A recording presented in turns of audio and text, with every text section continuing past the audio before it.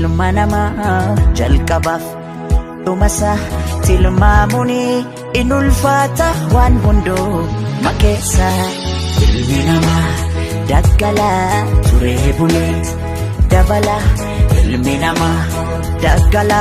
turee buleeti dabala ilmi namaa daggala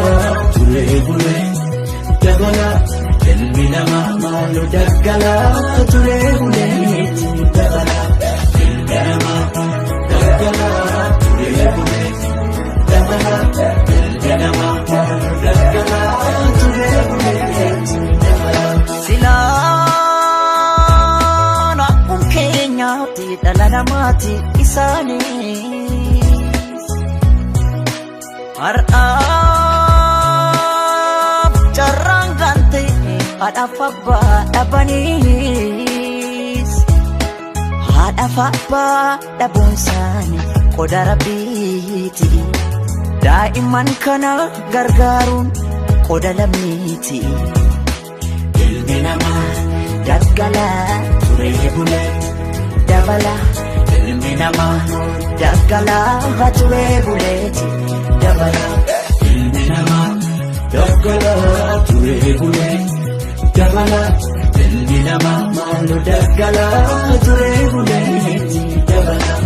ilmi namaa daggala turee buleeti dabala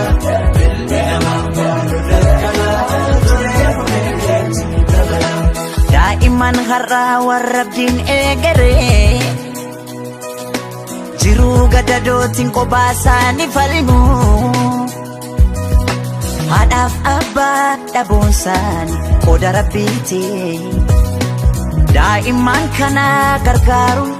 qoda lammiiti irra ilma namaa jalqabaaf dhumasa tilmaamuni in ulfaata waan hunduu makeessa ilmi namaa daggala turee buleeti dabala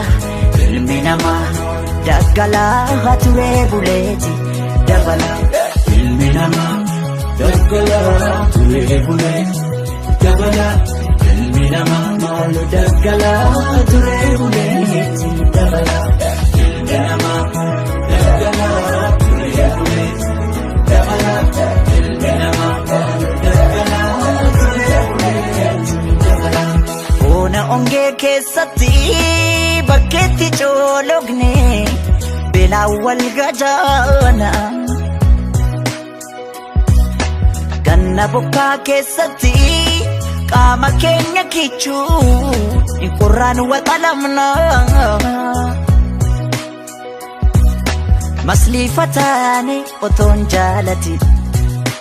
kunoonuma jirra jiruu gadadooti irra ilma namaa jalqabaaf dhumasa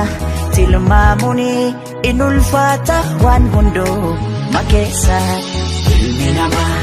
daggala turee buleeti dabala ilmi namaa daggala turee buleeti dabala ilmi namaa daggala turee buleeti dabala ilmi namaa maalu daggala turee buleeti